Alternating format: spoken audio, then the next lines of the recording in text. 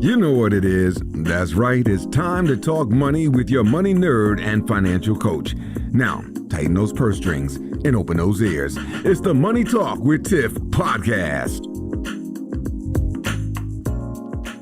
Hey everyone, I'm so excited because I have Justin Chastain on the line, and Justin's here to talk to us about a little bit about being a certified financial planner, an AFC. He has so much ABC soup behind his name. It's crazy. But he's here to talk to us about why he got started doing it and just some lessons he's learned along the way. So, hey, Justin, how are you? I am doing well, Tiffany. And yes, all of that soup behind my name, I like to say more degrees than a thermometer. So you probably saved your listeners at least 30 minutes of airtime. Yes.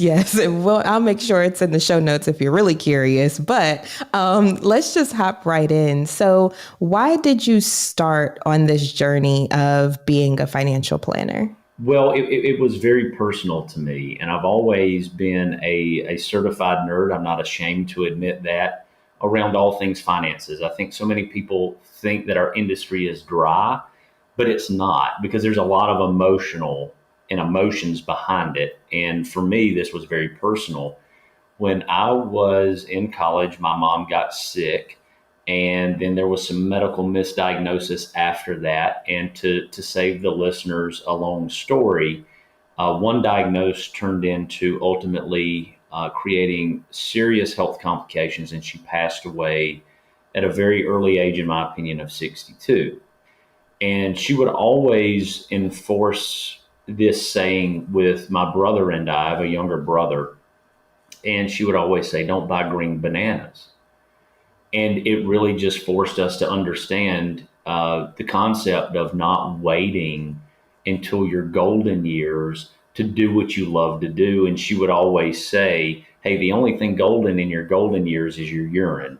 And that always just triggered something with me. But the biggest thing is we were dealing with grief. There's a silver lining in that you don't ultimately just get over something. You learn to move forward with it. And in that moment, I said, there's so many families out here struggling, and they don't have plans with their finances. They don't know who to turn to.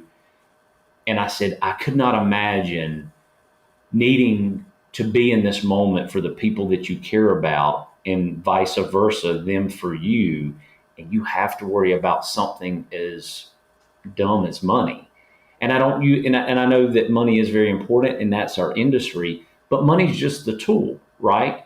Mm-hmm. And from that period on, I said, I want to be able to help people learn that you can give your dollar a purpose. You can empower your dollar. We can make finances fun, because we can ultimately have the power. If clients listen to what we say, when life events happen, they can turn to us and say, hey, thank you, because I didn't have to worry about money. I could just focus on my family. So I started out my journey getting the Accredited Financial Counselor, and I loved helping coach people doing kind of the foundational steps for cash flow management.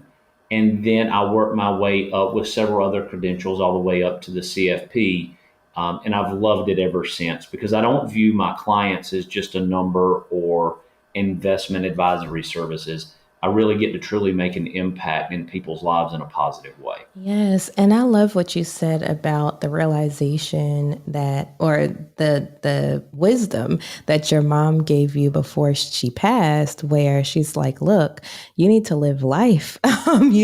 Life, I don't like to say life is short, but life is finite. Like at some point, we're all going to have to go. And I was in a situation like when I first started this journey where I was just like debt freedom. I was heavy into Dave Ramsey, and I was like, rice and beans, beans and rice. I just want to get out of debt. And then it wasn't until like a few years ago where I was like, you know what, Tiffany, at the end of the day, when it's time for me to go, I want to make sure that I lived a life worth living.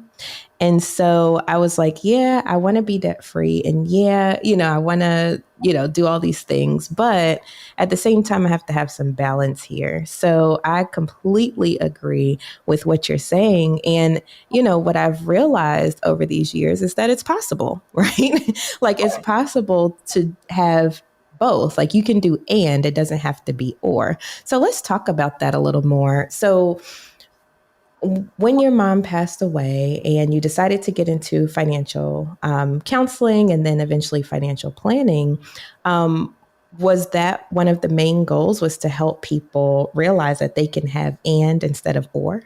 Absolutely. And Tiffany, I have to give you a shout out because, even the things that you talk about, you're so authentic. And, even when you've shared, things that maybe, hey, when you go to the doctor, right, and you've had this, what I say, life awakening moment, you can either take that one or two ways. You can view it as, oh my gosh, I just need to be on medication and live in this bubble because every little thing is going to affect my blood pressure or this or that. Or you can choose to start living. And one of the things that I always stress to my clients, and I think the misconception in our field is, well, if I went to a financial advisor or a planner, they're just going to tell me a bunch of the stuff that I can't do. No, we're going to take a look at your values and we're going to try to maximize the things that you want to do. And then ultimately, yes, there might be some things we're going to tell or but that's going to be the things that you've told us, hey, I don't really value this stuff over here. I had a mentor, and this even comes from me because when my mom was going through her worst moments, and I think we just have to be vulnerable with our clients as well and be authentic. I was not in a very good place mentally. I let my health go. I gained a bunch of weight and had a very come to Jesus moment with my medical doctor. And what my mentor told me, I was not in the best place financially. And we're seeing that in the data that when your mental and physical health goes, your financial habits start to go with it. They're all interconnected. And I remember I had reduced what I was putting into my Roth IRA and I was spending money on things that I didn't value. And when my mentor looked at me, he said, do you value Verizon Wireless more than yourself? And I said, no. Why would you think that? He said, because on paper, that's exactly what you're saying. He said, if you want to travel, if you want better jobs, why aren't you putting your time, money, and resources into the things that you say that you're valuing? And really what a good financial planner or counselor will do is take a look at those values and just make sure that you're putting your resources into the things that you value so that you can have these and situations. Because what we're seeing right now in the industry and what's scary to me, there was a research done by a PhD in our industry, and they conducted this survey and put this analysis together, and it said the most unhappy most people are in their working life here in the United States is from their late 40s to their late 50s. And that's because they're typically chasing a bunch of money to try to take an early retirement. But what I always tell people is, in order for you to get more money, what are you willing to sacrifice? If you've told me that you want to spend more time with your family or you want better health, if that job's not conducive to that, we need to take a step back. Because objectively, you've told me that you value these things over here, but yet you're chasing something that doesn't align with that just right off the bat.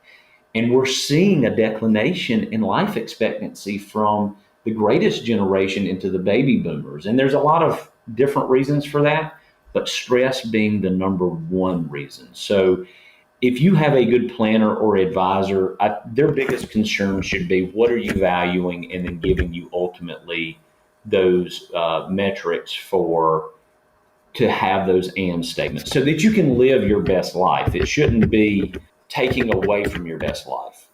So if it doesn't align with your short, medium, or long-term goals, then what are we spending on it for? So let's switch gears a little bit. I want to talk about, like, if somebody's listening and they're like, okay, I hear you, Justin. I need a plan. I need a financial planner, not so much a financial coach. What are some things that they need to ask a potential financial planner in order to make sure that they align and they're making a good decision? Great question. And I'm glad that you asked that because I talk a lot about this with prospects that might be interviewing multiple financial planners, or maybe they just need to see if they're ready for that next step, right? So I would say the three biggest questions to ask and to keep it simple would be number one, how do you get paid? Because not every advisor has to disclose that. There are ways around that. I don't like that. I like full transparency. If I told you, Tiffany, hey, I'm a financial planner, and you asked me, well, Justin, where does most of your income come from? And I say, oh, repairing bicycles. You know what I mean? It's like, okay, well, that's counterintuitive, right? So I'm just saying, I think a financial planner needs to make the majority of their money off planning. And yes, they can offer investment advisory services, but they just need to be transparent in that. They don't need to hide behind that. The second thing is, who do you work for? The word, there's an F word, Tiffany, that gets thrown around in our society that nobody's offended by, and it's called a fiduciary. But you can be a fiduciary and just handle investments and still work for a particular company. Most independent advisors will give you an engagement letter. And what that means is hey, I may use Charles Schwab as our broker dealer, but I work for you. My advice is in the best situation for you. You need to be looking for something like that. And then thirdly, I would just say, what is your investment strategy? They're not going to know that, Tiffany, until they understand that client. So if they want to talk all these big glamorous strategies in the initial meeting, I wouldn't be comfortable with that. I'm not saying that it's bad, but you mentioned earlier, in our industry, we can have imposter syndrome where you're just chasing certain credentials for the sake of it, because it's not necessarily adding value to you. Now, if somebody has credentials, that's good. You can ask for those, but they really need to be in tune with where the client is and ultimately where you are. Now, in order to be the best advisor for our clients, yes, I think you need to be involved in continuing ed and teaching. I teach for Dalton that certifies financial planners. Why? Because that is my capacity to give back as a leader. I do it only to help others. And I think as we all have built businesses, if anybody ever tells you, hey, it's just because I've done everything, absolutely not. You've got to give back, and you had other help and you had a little bit of luck. But me giving back and having a servant leader mindset is so important to me. So a lot of the credentials that I even have just come from the education that I teach and I provide. But if I'm going to be the best advisor for my clients, I've got to be the best version of myself. So if you can walk away from those three questions, of course, there's more that you can ask, and you could add a fourth in there. What are your credentials? But at the end of the day, that doesn't mean a lot to the client as much as the first three that we ask. So if you can walk away feeling that they're in your behalf and they truly have your best interest in mind, that those are the questions that differentiate, I would say, the others from the true fiduciaries that are working on a client's behalf. Yes, completely agree with that because I feel like in our industry, financial advisor gets thrown around pretty loosely. So Correct. a lot of And way people, too, go ahead.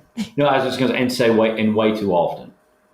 Right, exactly. And so sometimes they say that they're a financial advisor, really they're a salesperson, So I think the questions that you gave our audience are really good starting points to get an idea of who this person is, where they get their money, who they work for, to see if they'll be working in your best interests or not. So I think that is a gem right there. So thank you so much, Justin, for coming on the show today. Now, if people were interested in learning more about you or becoming a client, where could they find you?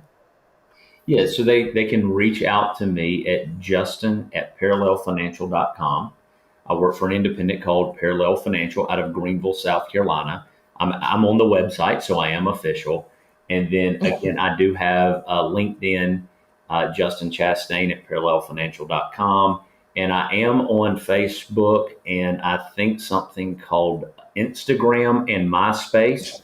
Now, I don't have as many followers on MySpace, and even Tom has left me, but that goes to show you how much of an introvert that I can be at times, Tiffany.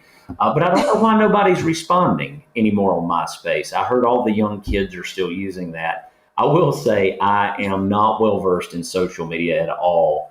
But as I've built my business out, I have started utilizing more of the functions. As you know, I'm going to start a podcast starting at the beginning of the year. So if you put something on Facebook or reach out to me, I'm a little slower to respond to that. And in full transparency, just to show people that, hey, I'm not afraid to show people that I'm human.